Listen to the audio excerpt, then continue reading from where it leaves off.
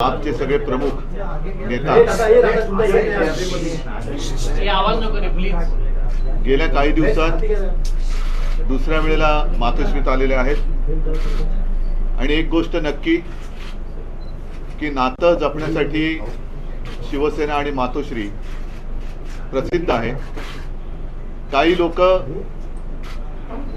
केवळ राजकारण करतात, पण आम्ही मात्र राजकारणाच्या पलीकडे जाऊन नातं जपत असतो। अरविंद जी, आप आए हो, मैं यही कह रहा था कि पिछले कुछ दिनों में आप लगातार दूसरी बार आए हो। हम तो रिश्ता मानने वाले और रिश्ते संभालने वाले लोग हैं। ठीक है, राजनीति अपनी और अपनी जगह पर है, स्वाभाविक है। आने वाला वर्ष निवडणूक का, इलेक्शन का या चुनाव का वर्ष है।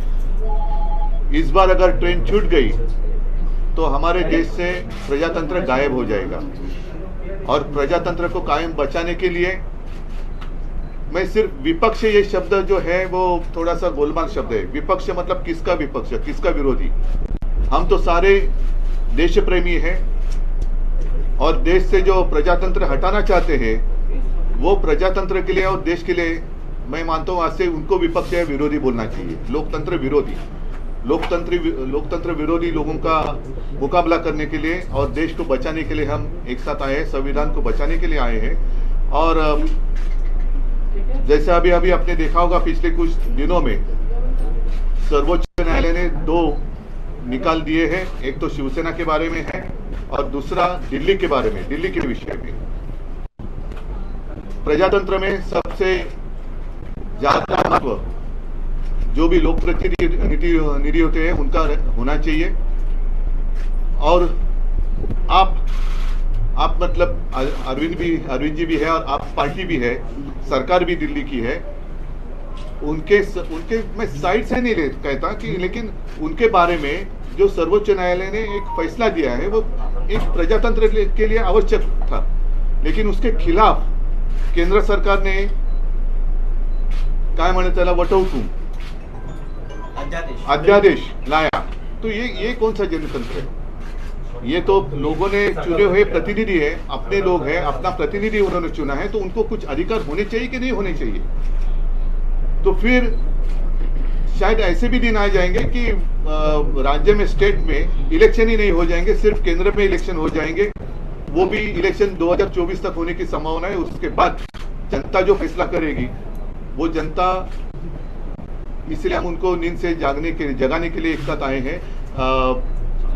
बाकी की जो बातें हैं मैं अरविंद जी आपको कहूंगा कि आप विस्तार से कहें, नहीं तो मैं ये सारी बातें कह दूंगा तो आपको कहने के लिए कुछ बचेगा। सबसे पहले मैं आप सब लोगों को शुक्रिया अदा करता हूं आज यहाँ आने के लिए। मैं उद्धव जी का, उनके पूरे परिवार का और उनकी पार्टी का अपनी तरफ से, अपनी पार्टी की तरफ से और हमारी पूरी टीम की तरफ से, हम जो लोग आए हैं सबकी तरफ से तहे दिल से शुक्रिया अदा करता हूँ। इतना उन्होंने अब हमें अपने परिवार का हिस्सा बना लिया है। तो जैसा उन्होंने कहा, मैं भी उन्हें कहना चाहता हूँ कि हम भी रिश्ता निभाने वालों में हैं। आपके साथ रिश्ता बनाया है तो पूरी ज़िंदगी आपके साथ रिश्ता निभाएंगे, दोस्ती का रिश्ता। Thank you so much for receiving us so warmly. जैसा आप सब लोग जानते हैं कि दिल्ली के लोगों ने बहुत लंबी लड़ाई लड़ी अपने अधिकारों के लिए। जैसे ही दिल्ली में हमारी सरकार बनी 2015 में, हमारी सरकार बनते ही मोदी सरकार ने हमारी सारी शक्तियां छीन ली एक छोटा सा नोटिफिकेशन पारित करके। फरवरी 2015 में सरकार बनी और मई के अंदर 3 महीने में नोटिफिकेशन जारी करके हमारी सारी शक्तियां छीन ली। 8 साल दिल्ली के लोगों ने लड़ाई लड़ी सुप्रीम कोर्ट के अंदर। 8 साल लड़ाई लड़ने के बाद सुप्रीम कोर्ट ने हमारे पक्ष में फैसला दिया। जिस दिन फैसला आया 8 साल की लड़ाई के बाद, उसके 8 दिन के अंदर केंद्र सरकार ने अध्यादेश जारी करके वो सारी शक्तियां वापस छीन ली। तो जनतंत्र के अंदर जनता की चलनी चाहिए कि गवर्नर की चलनी चाहिए? जनता की चलनी चाहिए कि केंद्र की चलनी चाहिए? जनतंत्र में तो चुनी हुई सरकार के पास पावर होनी चाहिए ताकि जनता के, जो जनता मांगे वो काम कर सके। जनता के प्रति जवाब दे तो चुनी हुई सरकार होती है, लेकिन उन्होंने सारी शक्तियां छीन ली। इसका मतलब ये साफ साफ ये लोग ये बोल रहे हैं कि हम सुप्रीम कोर्ट को नहीं मानते। पिछले जिस तरह का इनका रवैया इन लोगों का हमने पिछले कुछ महीनों में ये भी देखा कैसे इन लोगों ने, इनके मंत्रियों ने, इनके नेताओं ने सुप्रीम कोर्ट के दूसरे जजों को किस तरह से ये लोग गाली देते हैं, गंदी गंदी गालियां देते हैं। जिस तरह से इनके लोग जजों के खिलाफ और जुडिशरी के खिलाफ सोशल मीडिया पे कैंपेन चलाते हैं। इनके लोग जजेस को, रिटायर्ड जजेस को एंटी नेशनल बोलते हैं। तो इनका जुडिशरी पे इनका कोई वो नहीं है। अब इन्होंने एक मैसेज दे दिया कि सुप्रीम कोर्ट जो मर्जी फैसला दे, हम नहीं मानते, हम ऑर्डिनेंस ला के सुप्रीम कोर्ट के फैसले पलट देंगे। ऐसे हमारा कैसे चलेगा? ऐसे तो हमारा देश नहीं चल सकता। और ये जनतंत्र सुप्रीम कोर्ट को भी नहीं मानते और ये जनतंत्र को भी नहीं मानते। शिवसेना तो सबसे ज़्यादा भुक्तभोगी है। किस तरह से भारी बहुमत से चुनी हुई, जनता द्वारा चुनी हुई सरकार को इन्होंने गलत तरीके से सीबीआई से, ईडी से, पैसे से इनके एमएलएज को तोड़ के इनकी सरकार गिरा दी। तो अब इनके 3 तरीके हैं बीजेपी के। 3 तरीकों से अगर कोई बीजेपी की सरकार नहीं बनाएगा, किसी राज्य में नहीं बनेगी, तो या तो वो एमएलए खरीद के उसकी सरकार गिरा देंगे, या एमएलए सीबीआई और ईडी का डर दिखा के एमएलए तोड़ के उनकी सरकार गिरा देंगे, और या फिर ऑर्डिनेंस ला के उनकी सारी शक्तियां छीन लेंगे। दिल्ली में यही हुआ। इन्होंने ऑपरेशन लोटस किया, 2-3 बार ऑपरेशन लोटस किया, हमारे एमएलए खरीदने की, तोड़ने की कोशिश की, हमारा एक भी एमएलए नहीं बिका। जब इन्होंने देखा कि इनकी सरकार टूट नहीं रही, इनकी सरकार गिर नहीं रही, तो अब ये ऑर्डिनेंस ला के इन लोगों ने हमारी सारी शक्तियां छीन ली। तो इन लोगों को बहुत ज़्यादा अहंकार हो गया है, और जब किसी आदमी को बहुत अहंकार हो जाता है तो बहुत स्वार्थी हो जाता है वो आदमी। ऐसा व्यक्ति देश नहीं चला सकता जो इतने अहंकार और इतने स्वार्थ के अंदर जीता है। वो फिर देश के बारे में नहीं सोचता, वो केवल ये ऑर्डिनेंस क्या है, ये ऑर्डिनेंस ये है कि सुप्रीम कोर्ट की हिम्मत कैसे हो गई हमारे खिलाफ आदेश देने की, हम देखते हैं। तो ये अहंकार का नतीजा है। अहंकार के अंदर जब आदमी आ जाता है तो फिर कुछ नहीं बचता है। तो मैं बहुत बहुत शुक्रिया अदा करता हूँ शिवसेना का, उद्धव जी का, कि उन्होंने दिल्ली के लोगों का आज साथ दिया। ये लड़ाई दिल्ली की नहीं है, ये लड़ाई पूरे देश के अंदर संविधान की है, जनतंत्र की है, फेडरलिज्म की है। जिस तरह से सारी देश के अंदर सरकारों को परेशान किया जा रहा है, सीबीआई और ईडी का डर दिखा के सरकारें तोड़ी जा रही हैं गवर्नर्स के जरिए। आपको जान के ताज्जुब होगा, पंजाब के अंदर इस बार बजट सेशन नहीं बुलाने दिया गवर्नर ने। गवर्नर ने कहा बजट सेशन नहीं होगा। आप सोच सकते हैं, बजट सेशन की अनुमति नहीं दी गवर्नर ने।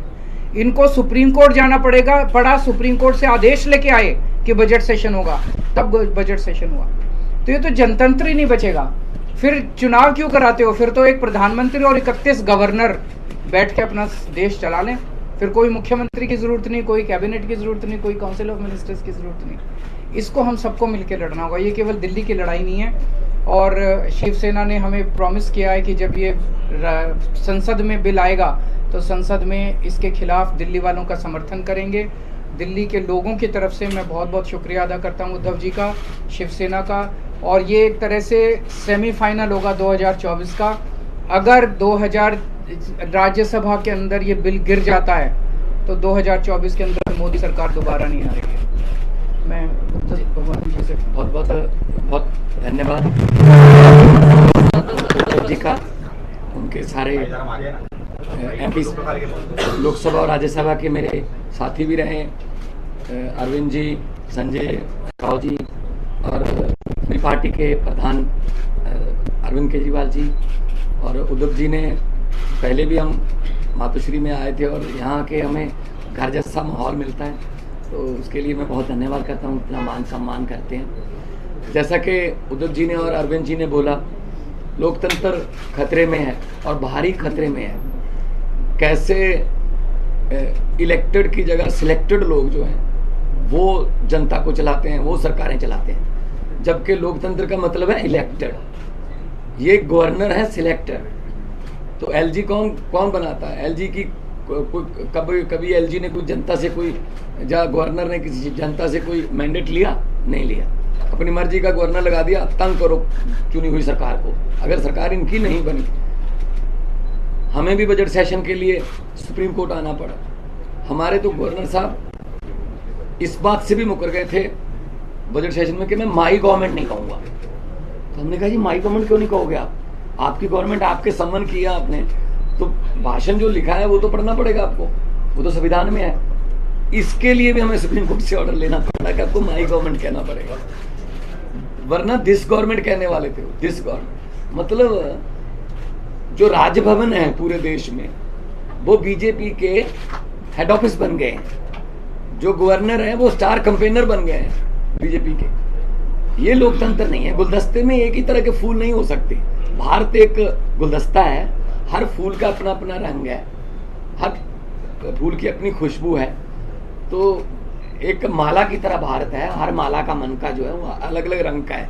लेकिन ये चाहते हैं हमारा ही हो सब कुछ, हमारा ही हो सब कुछ, हम ही राज करें। जैसा कि अरविंद जी ने बताया, अगर जीत के नहीं आते, इलेक्शन से नहीं आते तो बाई इलेक्शन से आ जाते हैं, अगर बाई इलेक्शन से ना आए तो खरीद लेते हैं।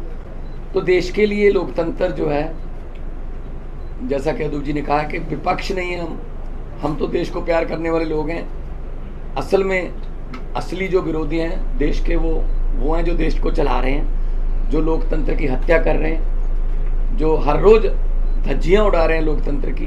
तो दिल्ली की उसके बाद आपको सुन के ताजुब होगा, 2015 में शक्तियां छीन ली, तब 67 सीट आई थी 70 में से। शक्तियां ना होने के बावजूद भी अरविंद जी ने काम किए अपने दृढ़ इरादों से, क्योंकि उड़ान जो है वो हौसलों से होती है, वो पंखों से नहीं होती। तो शक्तियां छीनने के बाद भी काम किए। 2020 में दोबारा शक्ति दी लोगों ने, 63 सीट्स। अब इनको यही दिक्कत है कि हम लोग अब एमसीडी भी हार गए। अब इनको ये लगता है कि हम धीरे धीरे देश में हारना शुरू कर चुके हैं। तो अभी देश को बचाना है, अगर सभी को इकट्ठे होना पड़ेगा। हाँ, कुछ विचारक मतभेद होंगे कई पार्टियों के देश में, लेकिन देश बचाने के लिए हमें इकट्ठा होना पड़ेगा। अगर देश ही ना बचा तो फिर पार्टियां क्या करेंगी? पार्टियों का प्रधान बन के, मुख्यमंत्री बन के क्या करोगे जब देश ही ना रहा? 24 में अगर ये आ गए, ये संविधान बदल देंगे। और ये जिस तरीके से चल रहे हैं प्रधानमंत्री जी, बिल्कुल आने वाले दिनों में नरेंद्र पुतिन बनने वाले हैं ये। हाँ, ये इलेक्शन ही कराएंगे, ये कहेंगे 35 साल की मैं ही हूँ, बस 40 साल की ये मैं ही हूँ। तो ये उन राहों पर चल रहे हैं। तो ये बहुत खतरनाक है। देश का लोकतंत्र जो है, देश के शहीदों ने अपना खून का कतरा कतरा, हमारे पुरखों ने कतरा कतरा खून का बहा के ये देश हमको लेके दिया था। ये किसी के बाप की जागीर नहीं है कि ये देश के मालिक बन के बैठ गए। इनकी कोई कुर्बानी, देश को आज़ाद करवाने में इनका कोई योगदान नहीं है, लेकिन जो आज़ादी के परवाने थे उन्होंने देश लेके दिया। और देश को ये किन हाथों में बेच रहे हैं, कैसे हर रोज बैंक बिक रहे हैं, रेल बेच दी, तेल बेच दिया, एयरपोर्ट बेच दिया, सब कुछ बेच दिया। कैसे जो जुडिशरी को तंग किया जा रहा है। तो हम उद्धव जी के पास इसलिए आए हैं कि क्योंकि ये भी पीड़ित हैं, उस जो कुल्हाड़ी लेके बैठे हैं ये दिल्ली में, वो सब पे चलती है। तो इसके लिए हम सबको इकट्ठा होके देश को बचाने वाली पीढ़ियां हमसे सवाल पूछेंगी, जब लोकतंत्र खत्म हो रहा था तो आप क्या कर रहे थे? कम से कम हम जवाब देने के लायक रहेंगे कि हम कोशिश कर रहे थे, हम के बाद इनके विरुद्ध इकट्ठे हो रहे थे, हम लोगों को 140 करोड़ लोगों को ये बात मीडिया के जरिए अपने अपने भाषा में समझा रहे थे। तो लोकतंत्र को बचाने के लिए आज हम आए हैं। और मुझे खुशी है कि उद्धव जी ने बहुत ही साथ दिया, और पहले भी बहुत से मुद्दों पर हम लोकसभा में इकट्ठे लड़ते रहे हैं, शिवसेना के जितने भी MP साहबान होते थे। तो मैं इनका बहुत आभार भी व्यक्त करता हूं कि हमें मान सम्मान दिया, और इनको पंजाब आने का न्योता भी देता हूं। आइए दरबार साहब, आइए के वहाँ पे बहुत शांति सुकून वाली जगह, और हम लोग मिल के सब देश को, क्योंकि लंबे सफ़र को मीलों में मत बांटिए, कौम को कबीलों में मत बांटिए, एक बहता दरिया है मेरा भारत देश, इसको नदियों और झीलों में मत बांटिए। सवाल है कुछ सर, आने वाले चुनाव में लोकसभा